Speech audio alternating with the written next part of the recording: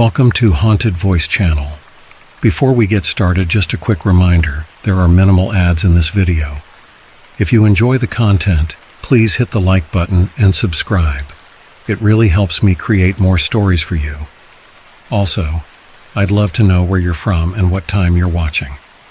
I hope you enjoy the stories, and thank you so much for tuning in. Now, let's get started. I never used to be afraid of the dark. I loved camping, loved the quiet serenity of being out in nature, away from the hum of technology and the suffocating pace of city life. But after that night in the Catskills, something inside me changed. The dark now feels like an invitation for something to find me again. It was a weekend trip, just me and two of my oldest friends, Chris and Becca. We'd planned it for weeks, an escape into the mountains to unplug, reset, and get away from everything. The Catskills were perfect for it. Miles of wilderness, no cell service, just the dense towering trees and the crisp autumn air. I didn't know that same isolation I craved would become my worst nightmare. We set up camp deep in the woods, far from any marked trails. Chris had found this spot through some obscure forum, practically untouched by hikers, he said. It was the kind of place that felt ancient, like the trees had been watching over it for centuries. The first day was normal, peaceful even. We pitched our tent by a clearing where we could watch the sunset over the mountains. We spent the evening talking, laughing, and cooking over the fire. By the time the stars came out, the three of us were already a little tipsy on cheap whiskey, the fire crackling as it threw flickering shadows across the campsite. It wasn't until the fire started to die down that I noticed something strange. The woods, which had been alive with the sounds of insects and rustling leaves, had gone unnervingly quiet. At first I thought it was just my imagination, the alcohol playing tricks on me. But Chris noticed it too. "Is it just me, or did everything go dead silent all of a sudden?" he asked, squinting into the darkness like he was trying to see something just out of reach. Becca laughed it off, brushing it aside as nighttime jitters. "We're in the middle of nowhere, guys. Nature isn't exactly on a schedule." She threw another log on the fire, but the nervous edge in her voice gave her away. I wanted to believe her, but something about that silence felt wrong. You don't realize how loud the forest is until it stops. No wind, no crickets, no distant rustling of animals. Just a wall of stillness pressing in on us from all sides. I tried to shake it off, blaming the booze and the isolation for getting under my skin. We crawled into the tent, huddled in our sleeping bags, and settled in for the night. But sleep wouldn't come. The quiet gnawed at me, making the darkness feel thicker, like it was closing in. Then, just as I was about to drift off, I heard it. A faint sound, distant at first, like footsteps. Slow, deliberate. Something, or someone, was moving through the woods, just beyond our campsite.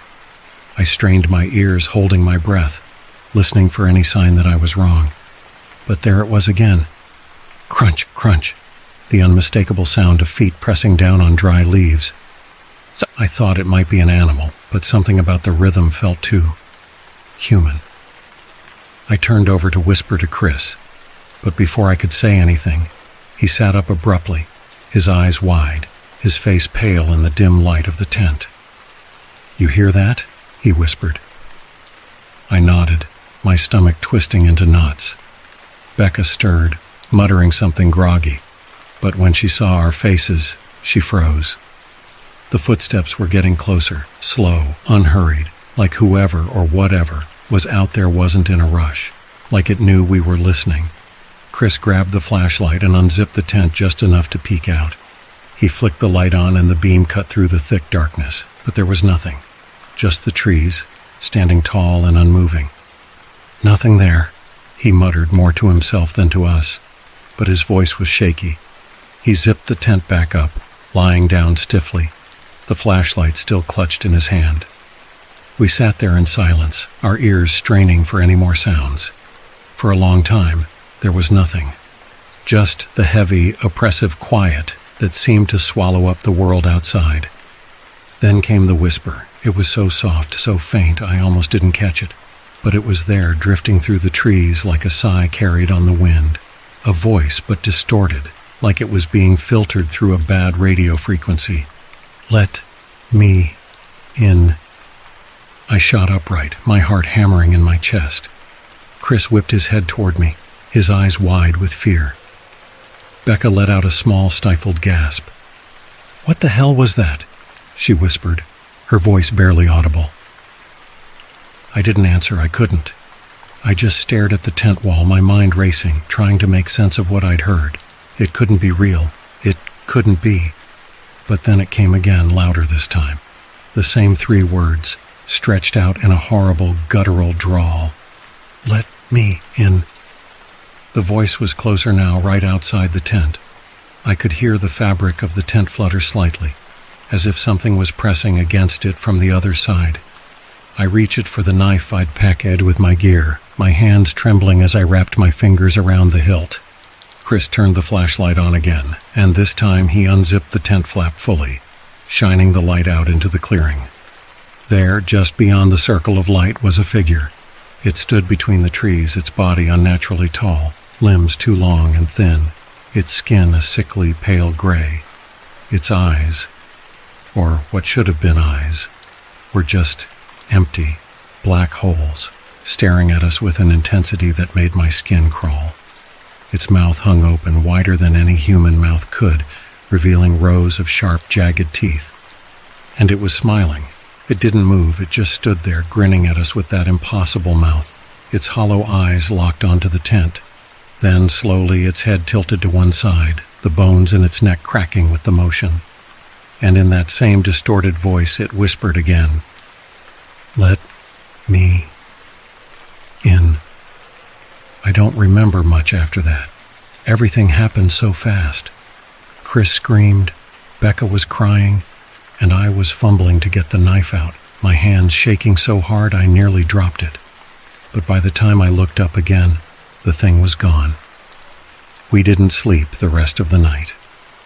We sat huddled together, watching the entrance of the tent, waiting for it to come back. But it never did. When the first light of dawn finally broke through the trees, we packed up as fast as we could and got the hell out of there. None of us spoke on the hike back to the car. There was nothing to say. We never reported what happened. Who would believe us? Just another group of campers spooked by the woods, right? But something followed us out of that forest. I know it did. Sometimes, late at night when I'm lying in bed, I can still hear it, soft, almost imperceptible. "Let me in." And I know that one day it's going to find me again. I'd always loved camping. There was something about being out there in the woods, miles from anyone or anything, that made me feel truly alive. My friends thought I was crazy, but solitude has always felt like an old friend to me. So when I heard about a place called Shadow Ridge, a remote spot up north known for its rugged beauty and untouched trails, I couldn't resist. I arrived in the late afternoon, the sun low on the horizon, casting long shadows that stretched through the trees. The air was thick with the scent of pine and damp earth, and the only sounds were the rustling leaves and my own footsteps crunching along the gravel path. Perfect. It was everything I wanted. Isolated, wild, and eerie in a way that made my skin prickle with excitement. I set up my tent near a small clearing and got a fire going. As dusk settled in, the shadows grew longer, twisting and morphing as if they had a life of their own. I leaned back, watching the flames dance, letting my mind drift. I almost didn't notice the silence when it came. It was sudden, like someone had flicked a switch, cutting off the sounds of the forest. No crickets, no wind, nothing but the crackle of my fire. I listened, straining to hear something, anything, but the quiet was so absolute, it felt unnatural. I tried to shake it off as just the calm of the woods settling in for the night, but there was a heavy, oppressive feeling in the air that made my skin crawl. Then, from somewhere in the darkness, I heard a whisper. It was faint, barely more than a breath, but I could make out the words. "Help me," it said, a pleading, desperate tone that seemed to wrap around me like a cold mist. I stood up, shining my flashlight into the trees, but saw nothing. The beam cut through the dark, illuminating branches and leaves, but there was no sign of anyone. I called out, asking if someone was there, but my voice sounded small and hollow, swallowed by the vastness of the night. I told myself it was probably just the wind or an animal, and I sat back down, trying to convince myself I was alone. But that voice kept echoing in my mind, and no matter how much I tried to ignore it, I couldn't shake the feeling that something was watching me. A while later, just as I was starting to feel the weight of sleep pulling at me, I heard footsteps, slow, measured, crunching through the underbrush. They stopped and then started again, moving closer, circling around the edge of my camp. I stood up, flashlight in hand, heart racing as I scanned the trees. "Who's there?" I called out, trying to sound braver than I felt. No response. The footsteps stopped again, and the silence that followed was so intense I could hear my own heartbeat. Then from the darkness came a low guttural growl. It was deep, almost a rumble, and it sent a chill straight through me. I'd heard animal sounds before, but this was different, more sinister, more aware. I took a step back, my eyes darting around, trying to catch sight of whatever was out there. That's when I saw it, a shadow just at the edge of the firelight. It was tall, impossibly tall, with limbs that seemed too long, too thin, like it had been stretched and twisted into some horrible shape. Its eyes glowed, reflecting the light of the fire, two pinpoints of malevolence staring straight at me. I didn't move, didn't breathe, as it took a step forward, the firelight flickering across its gaunt, pale face.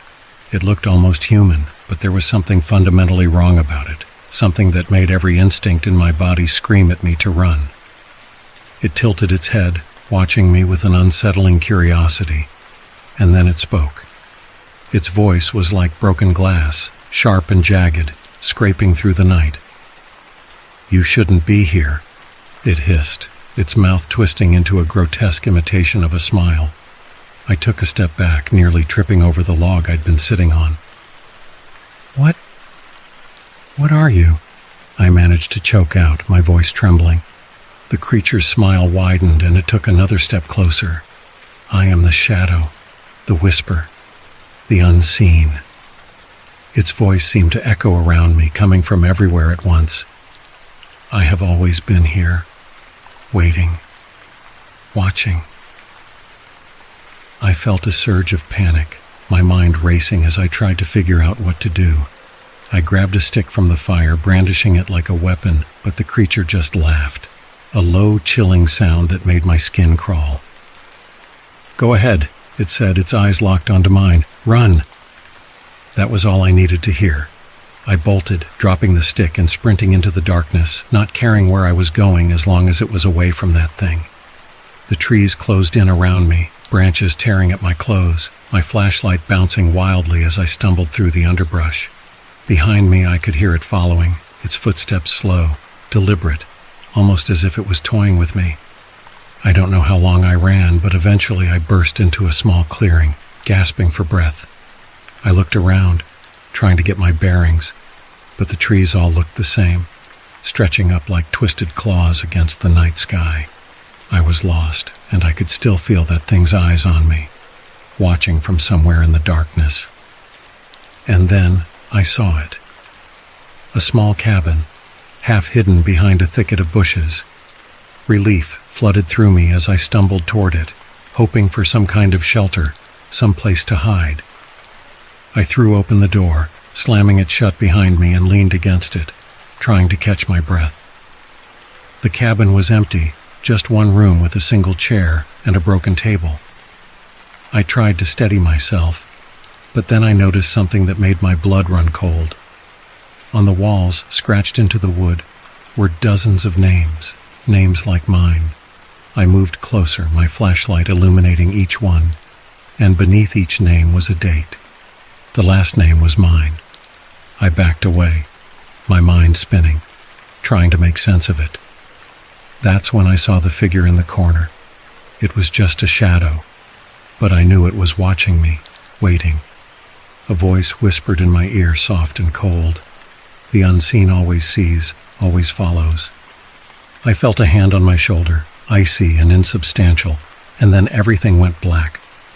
I woke up in my tent, the morning sun filtering through the fabric. For a moment, I thought it had all been a nightmare, but then I saw the scratches on my arm, deep, fresh. The shape of fingers burned into my skin. I packed up, not looking back as I left Shadow Ridge behind. Since then, every night I hear that voice, whispering my name, scratching at the edges of my mind. I see shadows where there shouldn't be any, and I know that I didn't leave that place alone. The unseen came with me, and now it's only a matter of time before it shows itself again. The woods always had a way of swallowing sound, turning even the loudest footsteps into muffled whispers beneath the canopy. It was supposed to be a peaceful weekend, just me, my tent, and the isolation I'd been craving. The campsite I chose wasn't on any map, a small hidden clearing miles from any trailhead, the perfect place to disconnect from the world. I arrived at Black Pine Forest early that morning, the ranger at the station giving me the usual warnings about staying on marked paths and watching out for wildlife. His expression was more serious than I expected. He wasn't the chatty, friendly type you see in movies. This guy had a haunted look in his eyes, but I brushed it off. I didn't need to be coddled. I wanted to be alone. The first day was uneventful. I set up my tent, gathered some firewood, and spent the afternoon hiking. By the time the sun began to set, I was back at camp, starting a small fire. As the darkness deepened, the familiar sounds of the forest started to quiet. Birds heading to roost, the rustle of leaves slowing with the breeze. But something about the quiet this time felt off. The silence felt heavy, like the woods were waiting. Around midnight, I was sitting by the fire, staring into the flames, when I heard it. A low, shuffling sound, barely louder than the crackling of the fire. I froze, listening closely. It sounded like someone dragging their feet through the leaves. I stood, grabbing my flashlight and sweeping the beam across the clearing. Nothing. Just the trees and the stillness of the night. Probably a deer, I muttered, trying to convince myself, though I knew deep down that wasn't right. I'd seen deer before, and they didn't move like that. The shuffling continued, moving closer. I stepped toward the edge of the clearing, the hairs on my arms prickling with unease. My beam landed on something just beyond the tree line, something large but hunched, its shape obscured by the thick underbrush. My breath hitched in my throat as the figure rose slowly, standing upright, its body unnaturally tall and thin. I could barely make out its features, but I could feel it staring at me, even from a distance. "Hey," I called, trying to sound braver than I felt. "Who's there?" It didn't respond. Instead, it took a step forward, the shuffling sound growing louder. Then, with a sickening crack, its head jerked to the side, too fast, too sharp, like it was trying to look at me from an impossible angle. I stumbled back, nearly tripping over the fire pit, but kept my flashlight trained on the figure. It was still, except for that twisted head. Then, slowly, it raised an arm, long and bony, pointing straight at me. My blood ran cold. Every instinct screamed at me to run, but my legs felt like lead, rooted to the spot. Suddenly it spoke, its voice low and rasping like it hadn't been used in years. "Help me." The words sounded human, but distorted, like they were being forced through broken vocal cords. My stomach twisted as I realized the voice didn't match its figure at all. I backed up further, my flashlight shaking in my hand. I can't help you," I stammered, trying to keep my voice steady. It took another step forward, its limbs jerking unnaturally, and repeated, "Help me." I turned and bolted, leaving the fire, the tent, everything behind. My only thought was to get away from that thing, whatever it was. My heart pounded in my chest as I crashed through the underbrush, the beam of my flashlight bouncing wildly. Behind me, I could hear the shuffling, the unmistakable sound of it following. The forest was a maze, the trees blurring together in the dark, but I didn't stop. I couldn't. The sound of its pursuit grew louder, closer, its footsteps no longer dragging but pounding against the earth with unnatural speed. I could barely breathe, panic clawing at my throat. I tripped over a root, hitting the ground hard, but forced myself to get up, gasping for air. The footsteps stopped. I froze, listening, afraid to move. The silence was suffocating. I couldn't hear the thing anymore, but I could feel it. Like its eyes were still on me, watching from the shadows. I slowly turned my head, scanning the trees with my flashlight. Nothing. The woods seemed empty, as if the thing had disappeared. Relief flooded through me for a brief moment, but then out of the corner of my eye, I saw movement. Something creeping low to the ground, moving toward me. My breath caught as I realized it wasn't walking anymore. It was crawling, its limbs contorting, its long spindly fingers digging into the earth. Before I could react, it was right in front of me, inches away. The flashlight flickered, and for the first time, I saw its face. It was wrong. Its skin looked too tight, stretched over a skull that was all angles and sharp edges. Its mouth hung open in a permanent, gaping grin, teeth too large for its face. But the worst part was its eyes, pitch black, hollow, and endless. It lunged at me, but before I could scream, a deafening gunshot rang out, lighting up the night. The thing recoiled, hissing, its body twitching violently before it skittered back into the darkness. I gasped, my chest heaving, and turned to see the ranger from the station standing a few feet away, rifle in hand. His face was pale, but he didn't look surprised. Just tired. "You all right?" he asked, his voice gruff. I nodded, still too stunned to speak.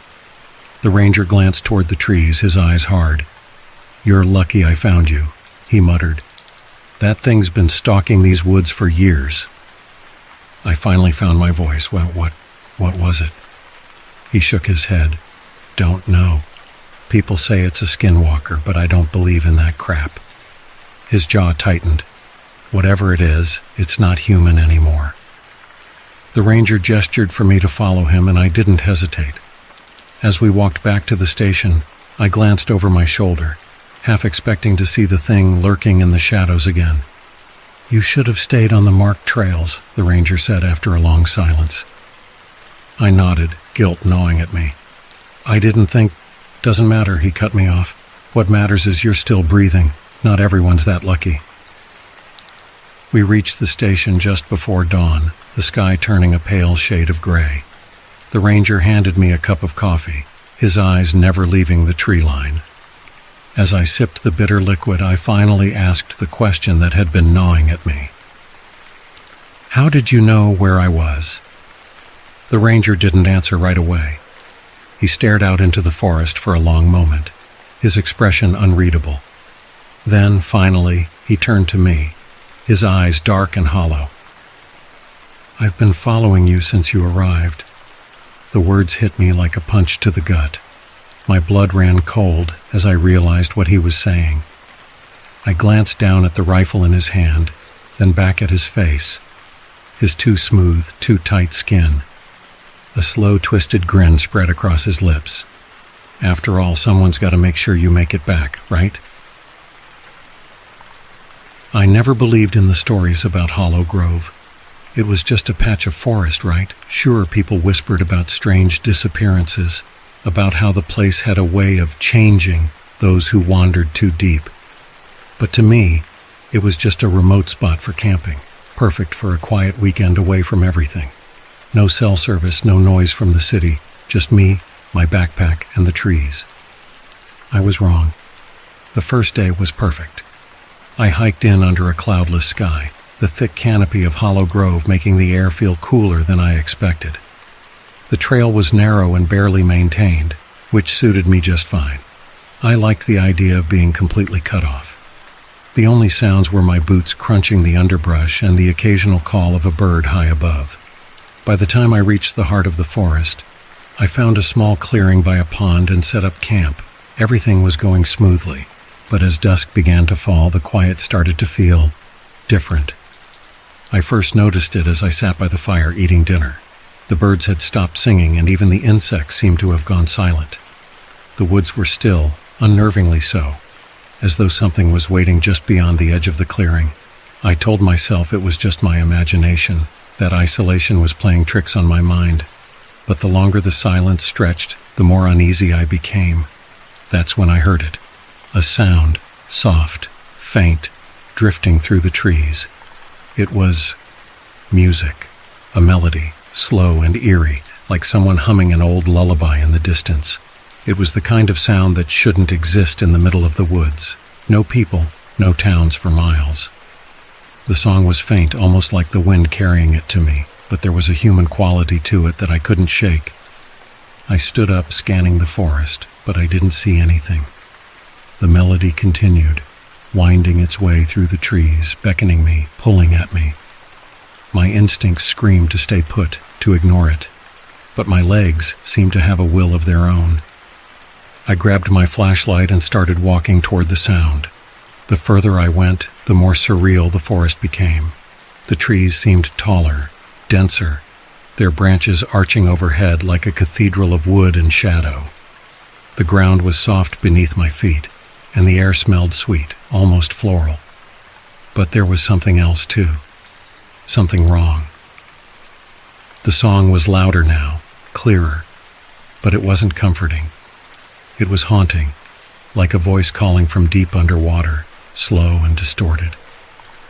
I didn't know how far I walked, but when I finally came to a stop, I found myself in a part of the forest I hadn't seen before. The trees here were twisted, gnarled, their bark dark and covered in a strange silver moss that seemed to shimmer in the moonlight. In the center of this grove was an old stone well. The song was coming from inside it. I approached slowly, every nerve in my body telling me to turn back. But I couldn't. I had to know. When I reached the edge, I peered into the darkness of the well. At first I saw nothing but black. The bottom lost to shadow, but the sound, it was louder now, a soft, wordless hum, deep and ancient. I don't know why I did it, but I leaned in, my face inches from the lip of the well, straining to hear the melody's words. And then, from the darkness below, I heard it clearly. A whisper. Come closer. My heart nearly stopped.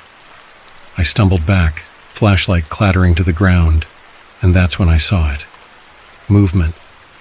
Something shifting in the darkness at the bottom of the well. It wasn't human.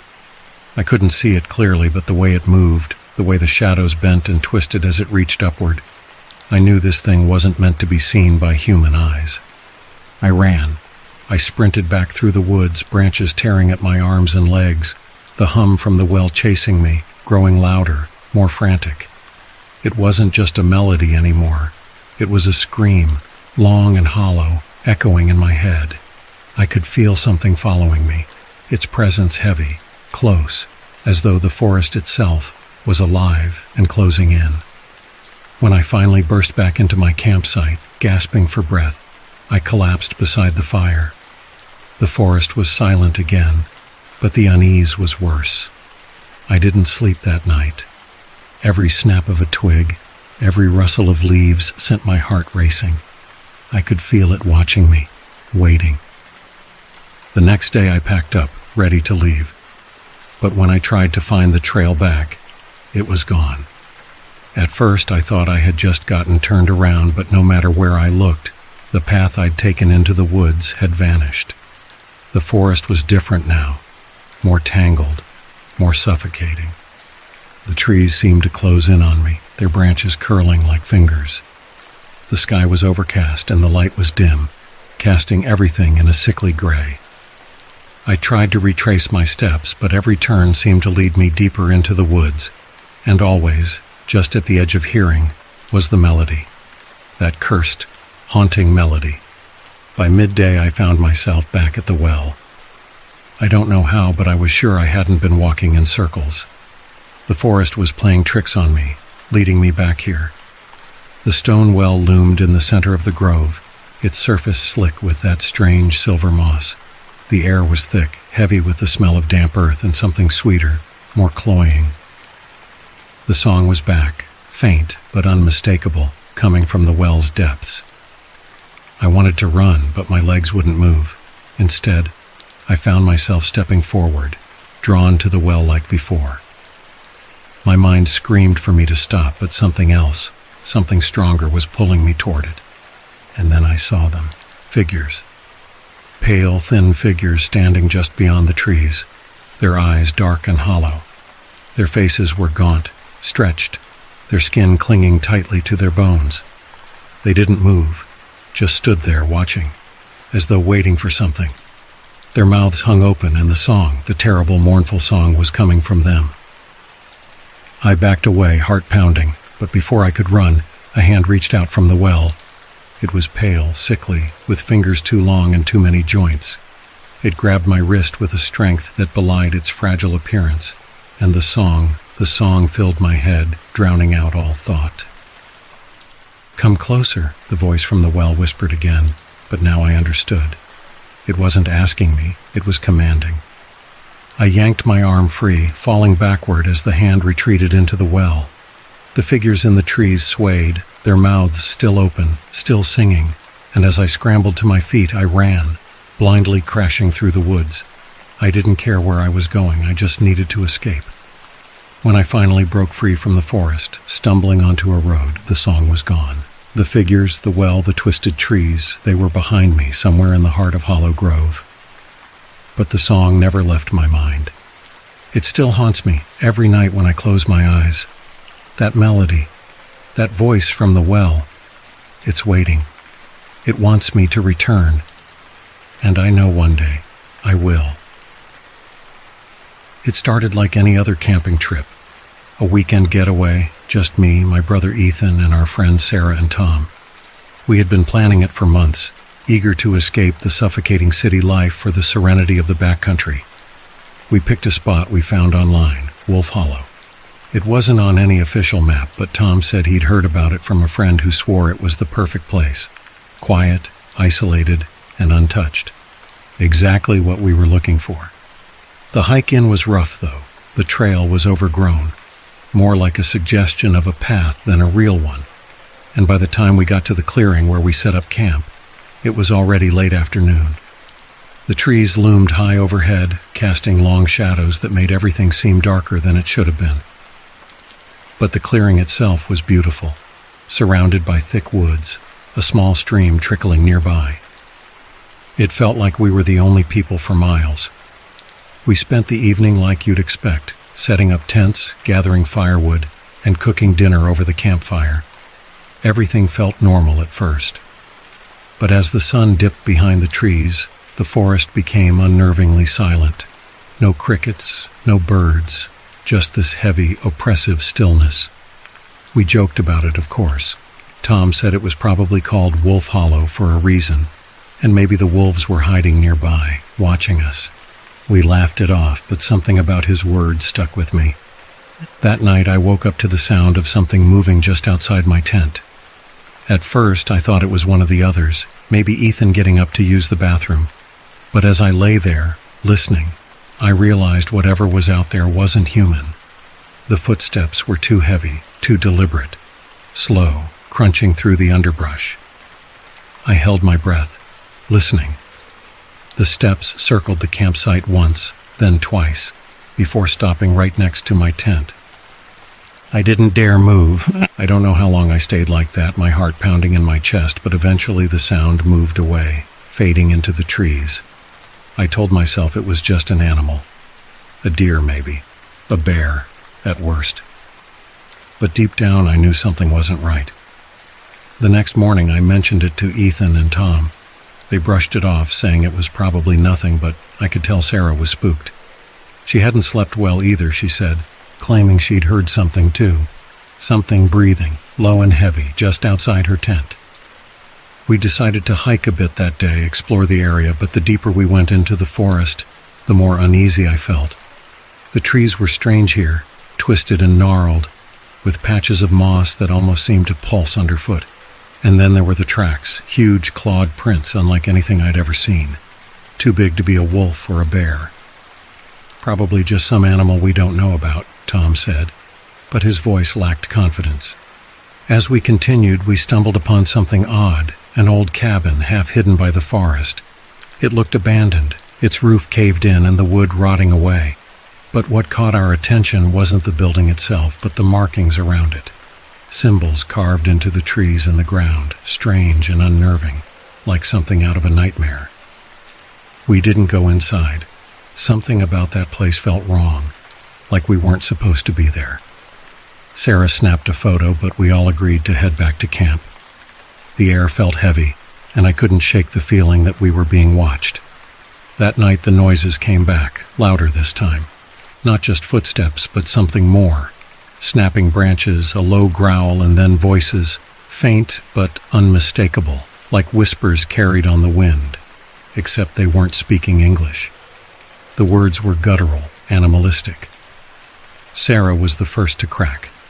She insisted we leave, pack up and go back to the car that night, but Tom wasn't having it. "Come on, it's just the woods messing with us. We're tired. Let's just sleep and we'll head out in the morning." But sleep didn't come, not for me, not for any of us. Around midnight, the sounds returned, closer now. I stepped out of my tent, flashlight in hand, to find Ethan already outside, his face pale. "Do you hear that?" he whispered. We stood there listening to the whispers growing louder, the trees around us shifting unnaturally, like they were alive. And then, just beyond the reach of my flashlight, I saw it. A figure, tall, hunched, with glowing yellow eyes that blinked slowly as it watched us from the shadows. It wasn't human. Before I could say anything, Sarah screamed. She was standing near the fire, her flashlight shaking in her hand. "Something's out there!" That's when Tom burst out of his tent, his eyes wild. "We need to go. Now!" We grabbed what we could and started running. The forest closed in around us, the path we had hiked in on seemingly gone, swallowed by the trees. The whispers followed us, getting louder, closer, and the figures, those tall, twisted things, moved through the trees like shadows, always just out of sight but never far. I don't know how long we ran. It felt like hours, maybe more. But somehow we ended up back at the cabin. The old rotting structure stood before us, as if it had been waiting. "This can't be right," Ethan muttered, his voice trembling. "We didn't go this way." But there was no time to argue. The creatures were closing in, their eyes glowing in the dark, their whispers turning into guttural growls. Desperate, we ran inside the cabin, slamming the door behind us. The air inside was thick, foul, like something had died long ago and never left. We huddled together, listening as the creatures circled outside. The walls of the cabin groaned under their weight, their claws scratching at the wood. But they didn't come in. For some reason, they didn't enter. That's when Tom saw it, a journal half buried under debris in the corner. He picked it up, flipping through the brittle, yellowed pages. The handwriting was shaky, barely legible, but the message was clear. The creatures don't fear man, they fear something else, something inside. "What the hell does that mean?" Sarah whispered, her eyes wide with terror. Before anyone could answer, the door creaked open slowly, on its own, and standing in the doorway, illuminated by the faint moonlight, was the ranger. We hadn't seen him before, hadn't even known there was a ranger out here. His uniform was worn, his face gaunt, and his eyes weren't right. They gleamed in the dark, reflecting the light like a predator's. "You shouldn't have come here," he said, his voice low and gravelly. "This place isn't for you." Tom stepped forward, desperate. "Please, we need help. There's something out there." "I know," the ranger interrupted, his face expressionless. "I've been watching." Before we could react, his body began to shift, his limbs elongated, his skin pulling tight against his bones. The same glowing eyes we'd seen in the woods now stared back at us from his twisted, inhuman face. "You were never supposed to leave," he hissed, and that's when I realized we weren't being hunted, we were being herded. Back to the cabin, back to him, because the creatures outside, they weren't the predators. He was, and we were already his prey. When my brother Chris suggested a weekend camping trip to Dry Creek Woods, I thought it was the perfect escape. 2 days of hiking, stargazing, and getting away from the noise of the city sounded like exactly what I needed. I hadn't seen Chris in months, and we'd always bonded over these little adventures. But what we encountered in those woods wasn't the peaceful, back-to-nature getaway we were expecting. We arrived late Friday afternoon, the sun hanging low and casting an orange glow over the trees as we set up camp. Dry Creek was isolated, more isolated than I realized, and I couldn't remember the last time I'd seen such an untouched forest. It was beautiful, in a way that makes you forget the world beyond those trees even exists. There was no cell service, no sounds of cars, just pure, perfect silence. We found a clearing near the creek itself, just a small trickle of water winding through the forest floor. We pitched our tent, gathered some wood for a fire, and settled down to cook dinner as the sun dipped beneath the horizon. Everything was peaceful, that kind of deep, unnerving peace that you only find in a place far from civilization, where the world seems to hold its breath. It wasn't until the sky turned black and the stars came out that I noticed the path, a narrow, overgrown trail leading from the edge of our campsite deeper into the woods.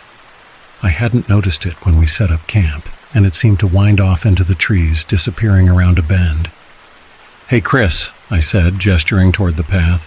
"You think that's a hiking trail or something?" He looked up from the fire, squinting toward the shadows where the path began. "Weird. I didn't see that earlier." He shrugged. "Maybe it's an animal trail. This place hasn't been used in years, you know." We didn't think much of it, at least not then.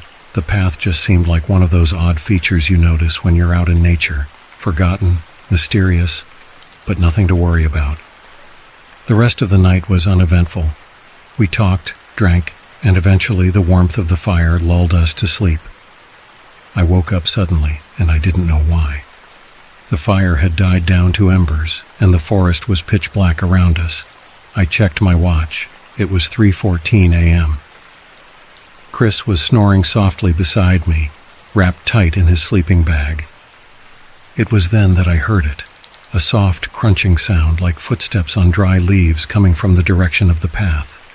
I sat up, listening hard. They were slow, deliberate steps, not like an animal, but like a person, taking care to step lightly, trying not to be heard. I grabbed my flashlight, heart pounding, and pointed it toward the path, half expecting to see a hiker or a ranger or something.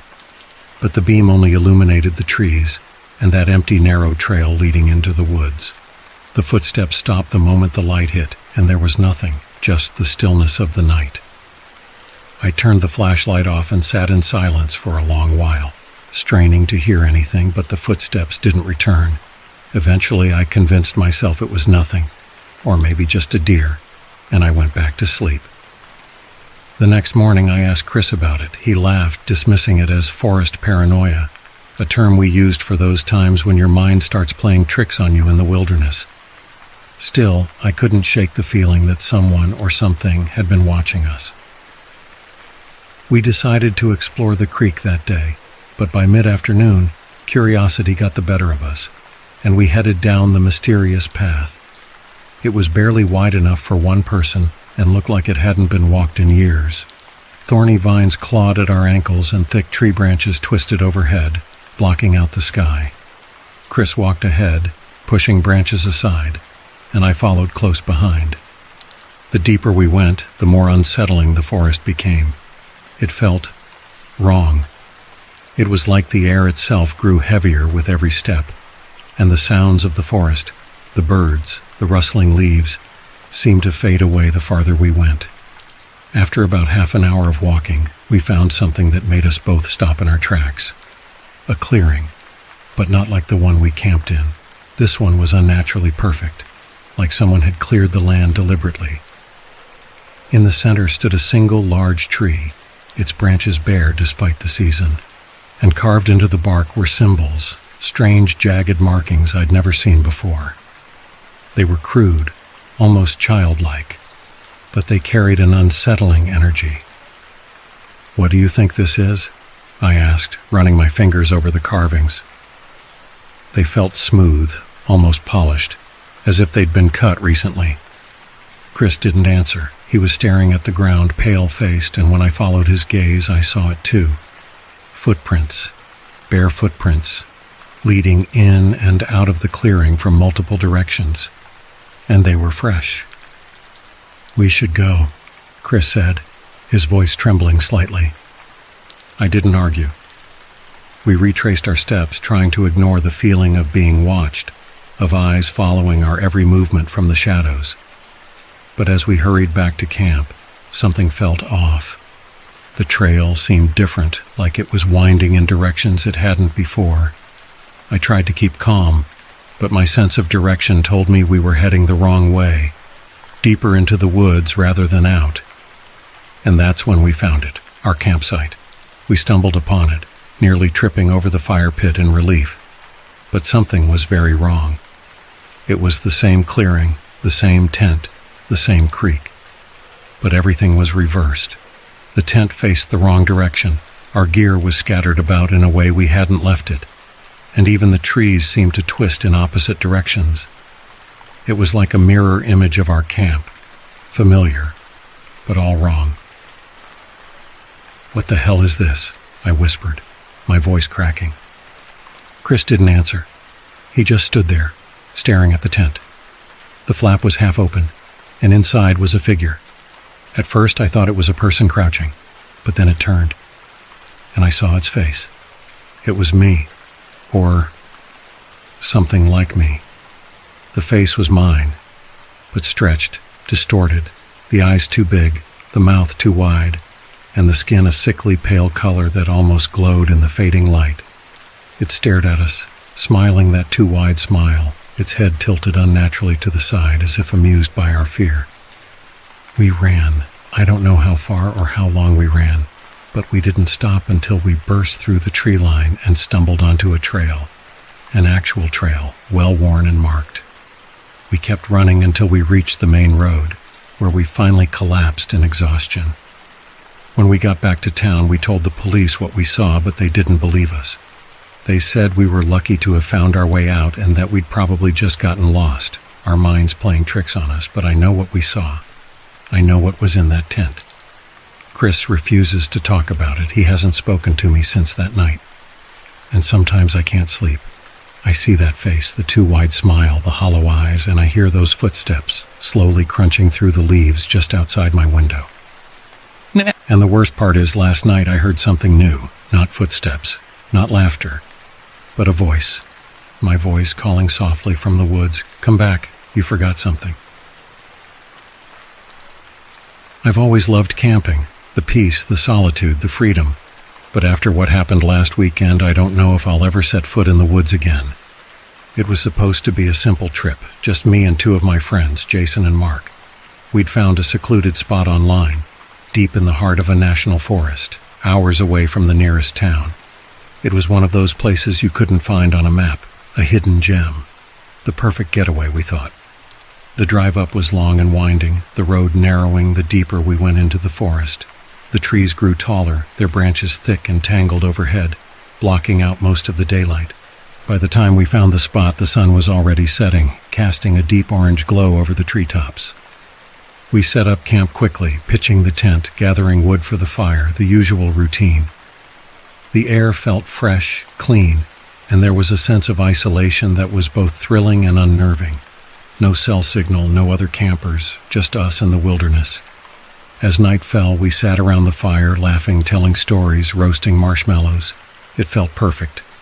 But then, just as we were settling in, Jason paused mid-sentence, his eyes fixed on the trees behind me.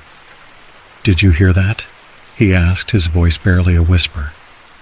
I hadn't heard anything, Mark hadn't either, but Jason insisted he heard something moving in the woods, just out of sight. We listened for a moment, the fire crackling, the woods completely still. Then, faintly, we all heard it, a low shuffling sound like something dragging across the ground.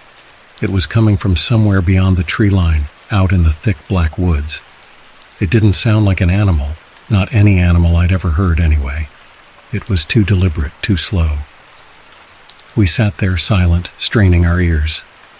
But after a few minutes, the sound stopped. Mark chuckled nervously, brushing it off. Probably just a raccoon or something.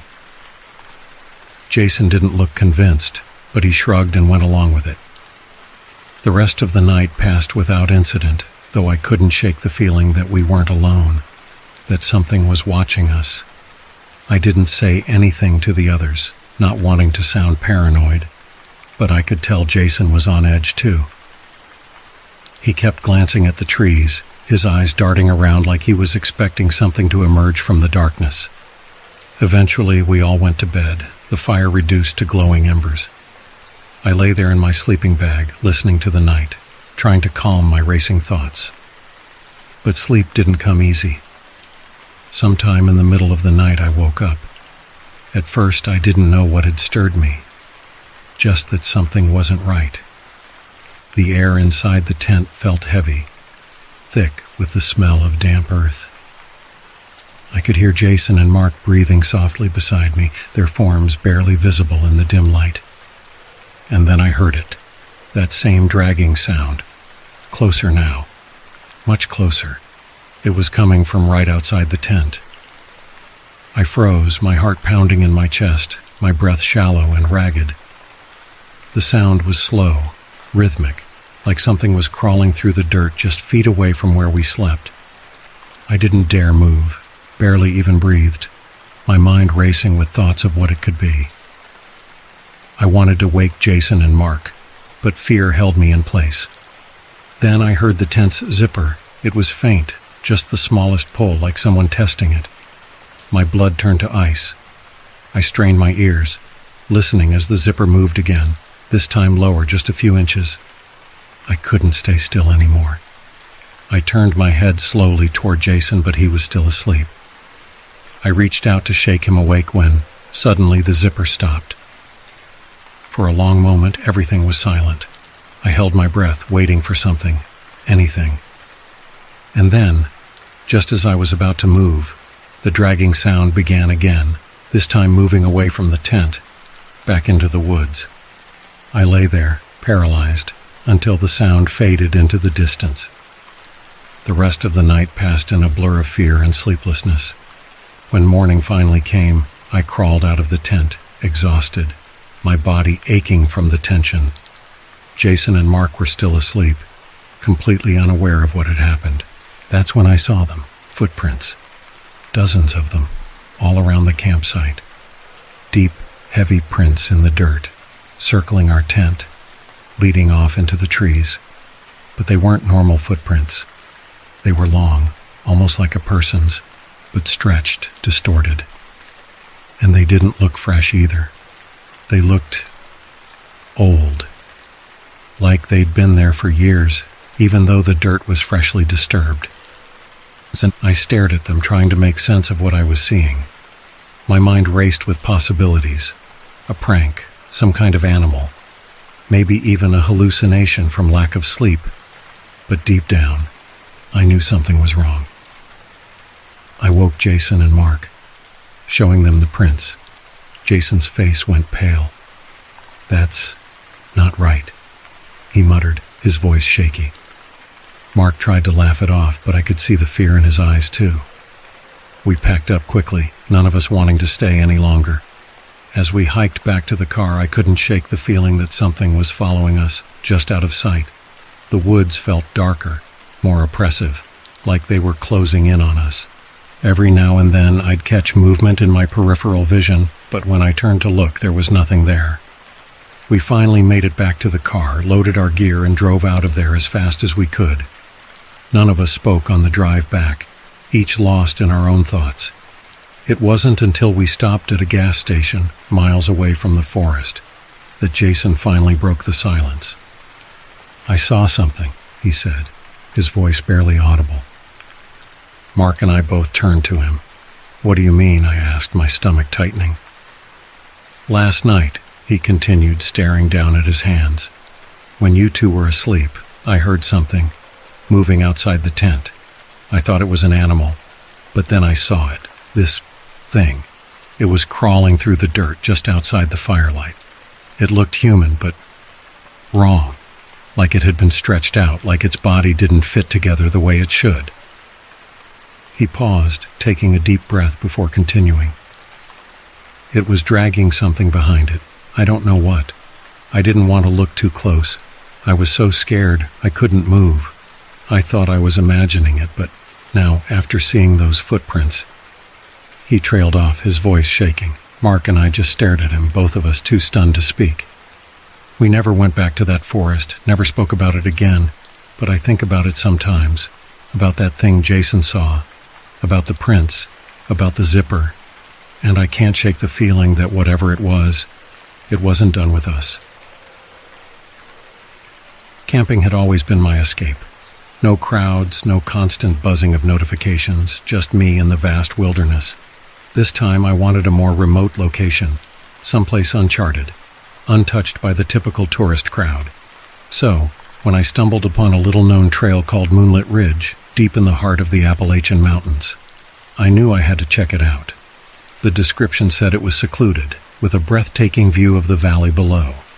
It sounded perfect. I packed my gear, eager for the solitude, and set out early in the morning. After hours of driving through winding roads, I finally reached the trailhead. No one else was around.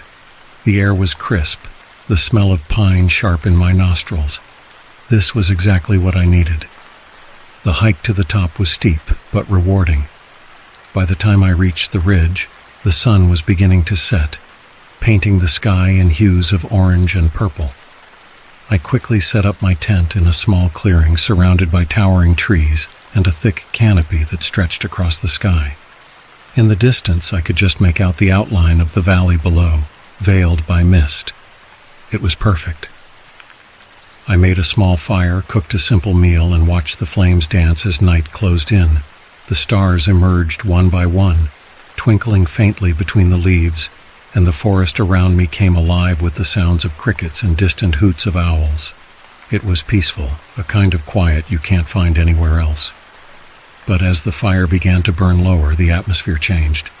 The air, which had been cool and refreshing, turned cold, unnaturally cold. I zipped up my jacket and pulled my sleeping bag closer to the fire. It was strange for late summer, but I told myself it was just the altitude. Then I heard it, a faint rustling in the trees off to my right. It wasn't the wind. This was something else, something deliberate. I turned my head, straining to listen, but the sound stopped. I told myself it was an animal, a deer, maybe. Nothing to worry about. But I couldn't shake the feeling that something was watching me. I glanced around the campsite, but nothing seemed out of place. Just shadows, stretching longer and darker as the fire dimmed. I added a few more logs, watching the flames rise, but the feeling persisted. My skin prickled with unease. I tried to focus on the sounds of the forest, the steady chirping of crickets, the distant rustle of leaves. But beneath it there was something else. Something faint, like a whisper carried by the wind. I told myself I was imagining things. Isolation could do that. But then I heard it again, a soft crackling, like footsteps over dry leaves. This time, it was closer. I grabbed my flashlight and stood up, sweeping the beam across the trees. The light flickered and sputtered for a second, but held steady. The woods were dense, full of dark shapes and shadows, but I saw nothing unusual. The rustling had stopped again, leaving only the crackle of the fire and the pounding of my heart. "Hello?" I called out, though my voice felt small and weak in the vastness of the forest. No answer, just silence. I sat back down, my muscles tense, the unease now a gnawing feeling in my gut. I told myself I was being paranoid, but my mind kept circling back to those footsteps. They were too deliberate, too slow, like someone or something was circling me, watching. I kept the flashlight in my lap, my eyes darting to every little sound. For a long while nothing happened, just the fire, the forest, and the unsettling cold that clung to the air. My eyelids grew heavy, and I considered heading into the tent for the night, but a soft noise stopped me. It wasn't a rustle this time. It was breathing, low, steady breathing. I froze, my ears straining. It was coming from the trees just beyond the firelight. The beam of my flashlight trembled as I raised it again, shining it into the woods. I couldn't see anything at first, but the sound persisted. I swept the light across the trees, searching for any sign of movement. Then I saw it. A figure, barely visible, standing among the trees. It was just a shadow at first, indistinct, but as I stared, my blood ran cold. It was tall, impossibly tall, with limbs that seemed to stretch unnaturally long. It stood just on the edge of the light, watching. My breath caught in my throat, and for a moment I couldn't move. I just stared at it, my mind struggling to make sense of what I was seeing. It didn't move, didn't make a sound. Just stood there, looming in the darkness, its eyes glinting faintly in the light. I scrambled to my feet, my heart pounding in my chest. I backed toward the fire, keeping the flashlight trained on the figure. My mind raced with thoughts. Was it human? An animal? But deep down, I knew it was neither. The figure didn't move, but I could feel its gaze, cold and piercing. I wanted to run, but my legs felt like lead. I could barely think, barely breathe. The only sound was the crackling of the fire and that steady, deliberate breathing. And then, just as quickly as it had appeared, the figure vanished.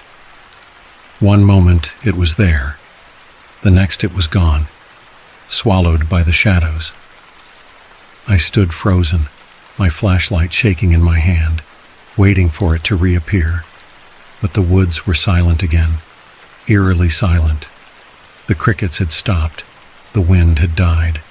Everything was still. I didn't sleep that night. I sat by the fire, keeping it blazing as high as I could, my eyes darting to every shadow, every flicker of movement. But the figure didn't return. Not that I could see anyway. When dawn finally broke, I packed up my gear in record time. I didn't care about breakfast or enjoying the view anymore. I just wanted to get out of there. The forest seemed different in the light, less menacing, but I couldn't shake the feeling that something was still watching me, hidden just out of sight. The hike down the ridge was faster than the climb up, but every few minutes I found myself looking over my shoulder. I never saw the figure again, but the feeling never left. That deep, unsettling sense of being followed. I made it back to my car and drove home, trying to convince myself that it was just my imagination, that maybe I'd been overtired or spooked by the isolation. But even now, weeks later, I can't get it out of my head. Sometimes late at night I hear it again, that soft, deliberate breathing just outside my window.